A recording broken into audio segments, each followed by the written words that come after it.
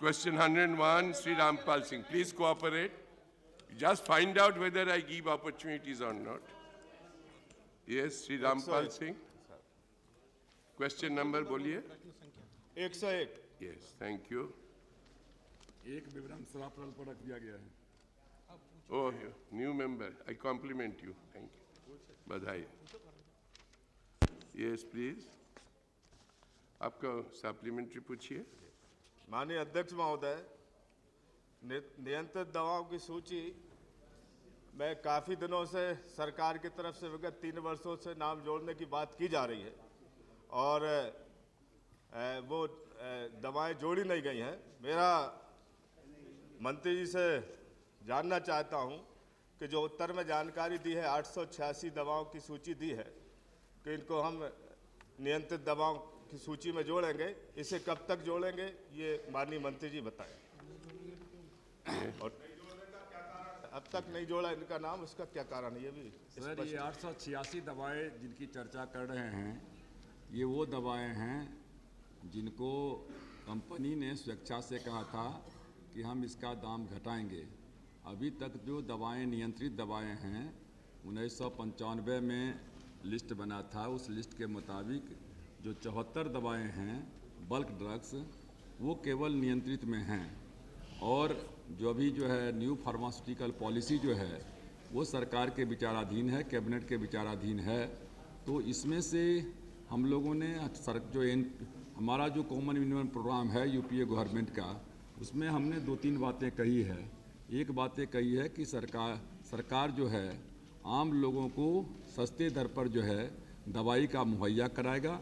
और दूसरा हमने कहा था गरीबों के लिए स्वास्थ्य बीमा करवाएंगे. स्वास्थ्य बीमा के संबंध में सरकार ने निर्णय ले लिया है कि गरीबी रेखा से जितने रहने वाले लोग हैं उनको अगले 5 साल के अंदर में सबों का हेल्थ इंश्योरेंस कर दिया जाएगा. और इस साल जो है 1 करोड़ 20 लाख लोगों का हेल्थ इंश्योरेंस का जो है प्रावधान है. और उसमें से प्रत्येक फैमिली को 30,000 रुपये तक का जो है राशि जो है उसको उस राशि तक में वो स्वास्थ्य का लाभ ले सकेंगे, जिसमें 75% भारत सरकार का है और 25% राज्य सरकार का है. जहाँ तक 886 दवाओं का मामला है, हमने कंपनी को बुला करके कहा था कि साहब आपका दवाई का कीमत बहुत बढ़ा हुआ है, आप चाहते हो तो आप अपने स्वेच्छा से दवाई का कीमत कम करो. उसके बाद कंपनी ने कहा कि हम 886 दवाओं का कीमत कम करेंगे, जिसमें से अभी तक केवल 487 दवाओं का कीमत ही कम हो पाया है. बकिया दवाओं का कीमत जो है उन्होंने कम नहीं किया है, लेकिन ये उनका वॉलंटरी था, स्वैच्छिक था. माननीय अध्यक्ष महोदय, मेरा निवेदन है निरंतर दैनिक उपयोग की चीज़ों का तो रेट बढ़ ही रहा है देश के अंदर, लेकिन जीवन रक्षक औषधियों के जो रेट निरंतर बढ़ रहे हैं और बार बार सरकार के कहने के बाद भी आज की स्थिति में अध्यक्ष महोदय विदेशी मुद्रा की तुलना में भारतीय मुद्रा का रेट बढ़ा है और ऐसी परिस्थिति में वैसे भी मूल्य कम हो जाना थे. मेरा मंत्री जी से निवेदन है, मैं जानना चाहता हूं कि ये नियंत्रण दवाएं जो हैं इनकी जो नई नीति आपने बनाई है 2006, इसको कब से लागू करेंगे और इसकी समय सीमा आप बताएं. आपने पहले भी जिक्र किया था, आपने कई जगह असंतोष भी जाहिर किया है कि दवाओं कंपनियों को भी आपने 1-2 पत्रकार वार्ता में कहा कि कम करेंगे रेट, लेकिन आज तक रेट कम नहीं हुए. आप इस नई नीति को कब लागू करेंगे और कब सुविधाएं जीवन रक्षक औषधियां देश की जनता को अच्छी सस्ती मिले, इसके लिए क्या बहुत अच्छा प्रश्न पूछा है, रिपीट करने का जरूरत. आई कॉम्प्लीमेंट यू. सर, मैंने पहले ही कह दिया था कि जो न्यू फार्मास्यूटिकल पॉलिसी है उस पॉलिसी के मुताबिक जो सुप्रीम कोर्ट है, सुप्रीम कोर्ट ने हम 2002 में फार्मास्यूटिकल पॉलिसी का प्रारूप तैयार किया गया था, जिसको जो है कर्नाटका के हाई कोर्ट में जो है वो जो है चले गए, उनके अपील कर दिया गया. उसके बाद कर्नाटका हाई कोर्ट ने जो है स्टे कर दिया. उसके खिलाफ में डिपार्टमेंट जो है सुप्रीम कोर्ट में गई. सुप्रीम कोर्ट ने अंतरिम आदेश दिया कि बकिए चीज़ पर उन्होंने कहा कि हम एग्जामिन कर रहे हैं, लेकिन उन्होंने एक बात कहा कि जो भी जीवन रक्षक दवाई हैं, एसेंशियल ड्रग्स हैं, सरकार उसकी सूची तैयार करे और उसको कंट्रोल में लावे. उसके आधार पर हम लोगों ने हेल्थ मिनिस्ट्री को लिखा. हेल्थ मिनिस्ट्री ने 354 दवाओं की सूची तैयार की कि ये सब एसेंशियल ड्रग्स हैं और इसको अंडर कंट्रोल लाना चाहिए। और वो सारी की सारी सूची के साथ में कैबिनेट में जो है सो हम लोगों ने जो न्यू फार्मास्यूटिकल पॉलिसी है उसमें ये शामिल है, अन्य बातों के अलावे कि ये 354 जो दवाएं हैं उनको अंडर कंट्रोल लाया जाए, जो अभी सरकार के विचाराधीन है। श्री हंसराज अहीर, श्री शैलेंद्र कुमार। माननीय अध्यक्ष जी, अभी जैसा माननीय मंत्री जी ने अपने उत्तर में बताया कि लगभग 400 कंपनियों का दाम अभी 400 दवाइयों का दाम अभी जो है घटे नहीं है, जबकि सदन में बराबर इस प्रश्न पे चर्चा हुई है और लगातार मंत्री जी का जवाब आया है कि जीवन रक्षक जो दवाएं उनको कम किया जाएगा, लेकिन बीते अभी 9 महीने में 2 गुना दाम बढ़ा है। और ये कंपनियां हैं एमरिन, Losacar, Nise, Shelcal, ibuprofen, semi Daonil, आइथनिन इन्हेलर, शिल्पा, एरोकाट इन्हेलर। मैं आपके माध्यम से माननीय मंत्री जी से पूछना चाहूँगा कि इन कंपनियों के जो 2 गुना दाम बढ़े हैं, इनके खिलाफ आप क्या कार्रवाई करेंगे? और बराबर इस सदन में आपका जवाब आया है कि जीवन रक्षक जो दवाइयाँ हैं उनके मूल्यों को कम किया जाएगा, लेकिन नहीं हो रहा बल्कि बढ़ता जा रहा है। तो इस पर क्या कार्य योजना है, क्या कार्यक्रम है, क्या? सर, जहाँ तक दवाई का कीमत का सवाल है, हम लोग उसका मॉनिटरिंग नहीं करते हैं, मॉनिटरिंग उसका ORG करता है। और हम नहीं उसमें कह सकते हैं कि ORG सही है कि गलत है, लेकिन ORG का ही रिपोर्ट जो है वो ऑथेंटिक माना जाता है। और अभी अगस्त महीने में ORG का रिपोर्ट जो आया है, उस रिपोर्ट के मुताबिक 99% जो दवाई हैं उनका कीमत स्टेबल रहा है, और 0.5% दवाई हैं जो 0.13% हैं जिनकी कीमत में बढ़ोतरी हुई है।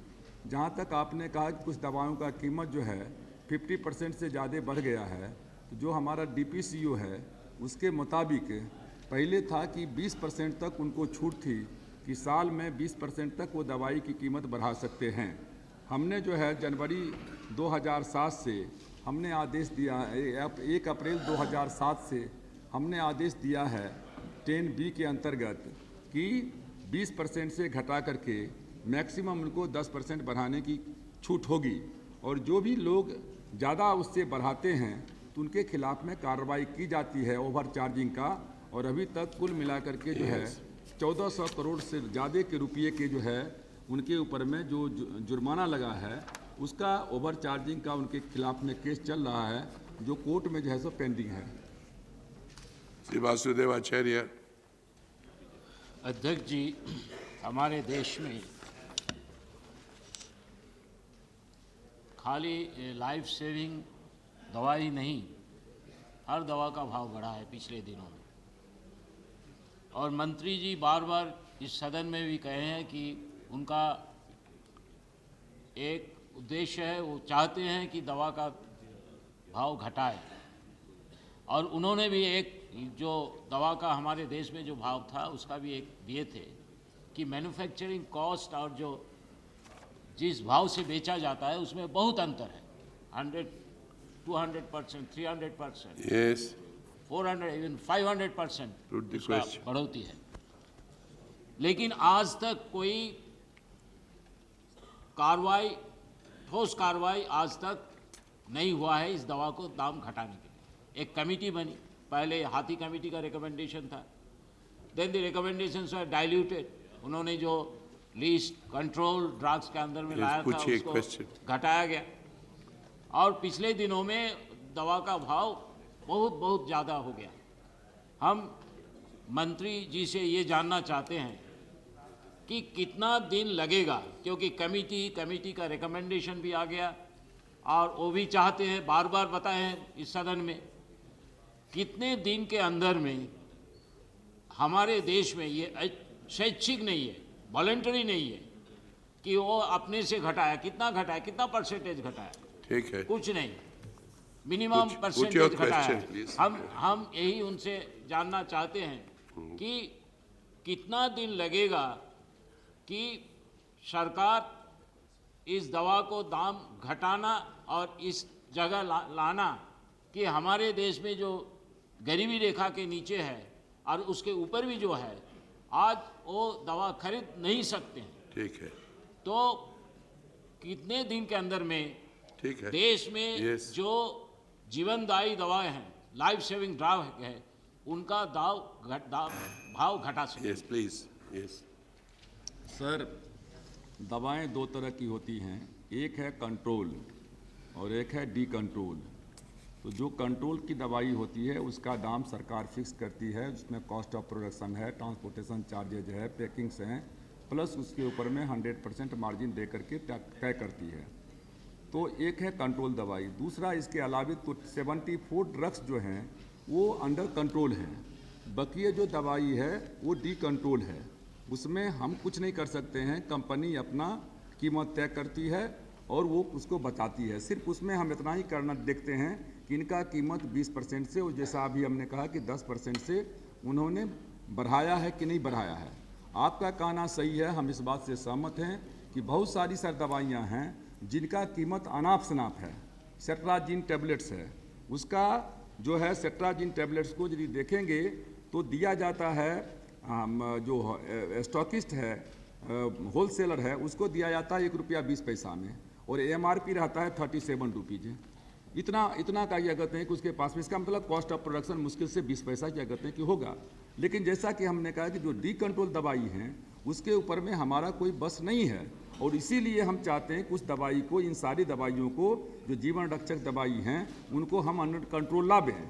बड़े बड़े पूंजीपति का लॉबी लगा हुआ है, उसमें मान लेते हैं कि वो नहीं चाहते हैं कि अंडर कंट्रोल में क्या कहते हैं दवाई लावे, जबकि पिछली बार सर दवाई को कंट्रोल में लाया गया था 74, तो 50% मार्केट्स में उसका कंट्रोल था, 50% था शेयर, आज घट करके उनका 20% आ गया है।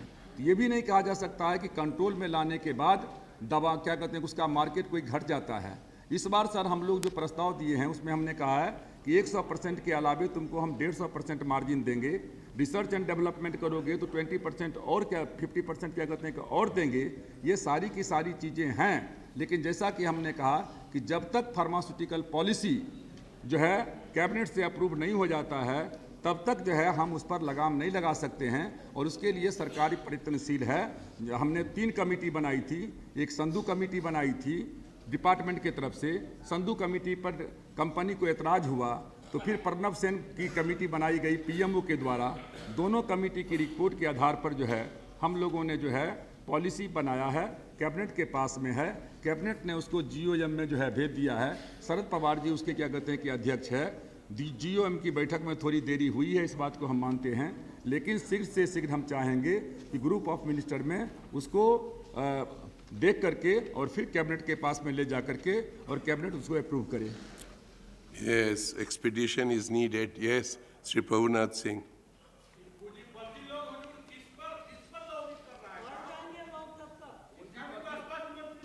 पूंजीपति लोग MLA MP सबके यहाँ घूमते रहते हैं। ठीक है, ठीक है, मंत्री के और ज्यादा मत बोलिए, दरवाजा बंद है। हाँ, ज्यादा एक्सपोज। श्री प्रभुनाथ सिंह।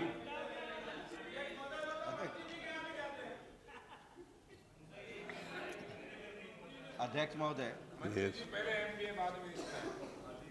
अध्यक्ष महोदय, माननीय मंत्री जी का नीयत तो अच्छा है, ये चाहते हैं कि गरीबों को राहत मिले, लेकिन ये सिर्फ भाषण दे देते हैं, कारगर नहीं होते हैं, काम पर खड़ा नहीं उतरते। कारण कि ये बिहार पॉलिटिक्स चल रहे हैं। जिना जहाँ ठीक है, politics बोलिए। नहीं कर रहे हैं। हमारे तो बड़े भाई के बोलिए, बोलिए, पॉलिटिक्स ठीक। उनसे नहीं कर सकते। ठीक हमको है, बड़ी- बोलिए। बड़ी आदर देते हैं, और पब्लिक में भी इस बात को बोलते हैं कि हम अच्छा, प्रश्न दवा- में आइए ना। दवा का क्वेश्चन मिनिस्टर तो प्रश्न के सब्जेक्ट भुला नहीं। जाते हैं।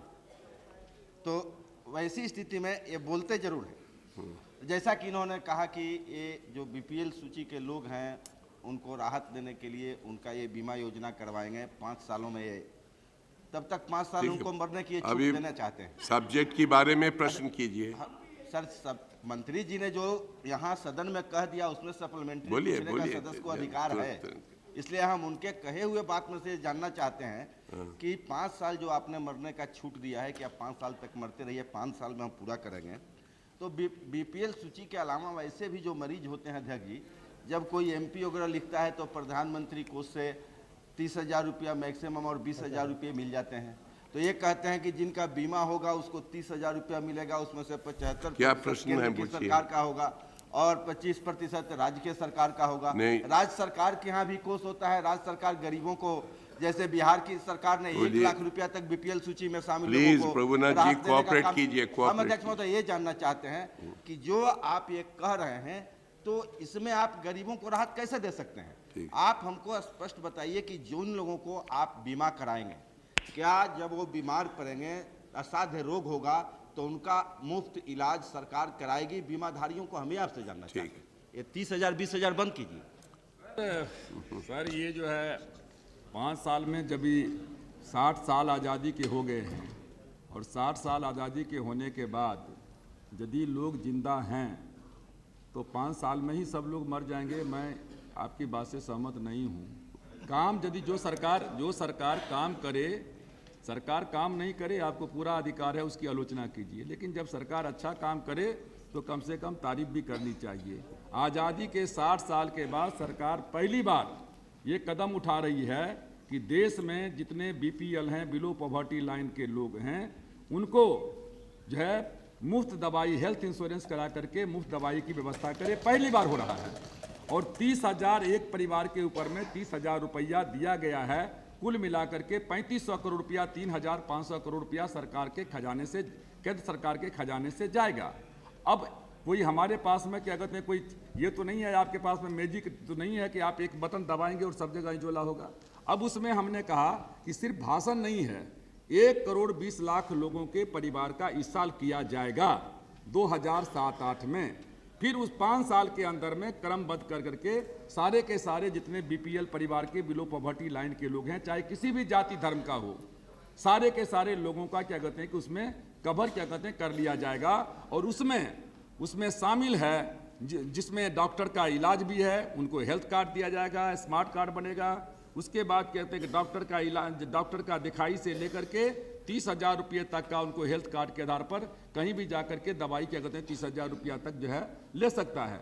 इन सारी चीज़ों के अलावे जो आपने कहा कि जो राज्य सरकार का स्कीम है वो अलग से चल रहा है, जो केंद्र सरकार का प्राइम मिनिस्टर के पास में जो इनका डिस्क्रिशनरी पावर है या जो हेल्थ मिनिस्टर का डिस्क्रिशनरी पावर है, वो क्या कहते हैं कि अलग चल रहा है। मैंने सुझाव भी दिया था एक बार कि जो मान लेते हैं कि जो कम से कम जो एमपी को जो मिलता है, फंड मिलता है 2 करोड़ रुपया में, 2 करोड़ रुपया मिलता है, उसमें से भी यदि मानते हैं कि 10% 20% क्या कहते हैं सिर्फ मरीज के लिए रख लिया जाए, तो आप तो जानते हैं कि हम लोग बिहार से आते हैं, सबसे ज़्यादा हम लोगों के यहाँ यदि किसी का तांता लगा रहता है तो मरीज का ही तांता लगा रहता है। लेकिन इस बात को सोचना चाहिए कि गांव में आज भी 10 रुपया 20 रुपया के कारण जो है आदमी इलाज नहीं करा पाता है और गरीब जो है सो मर जाता है।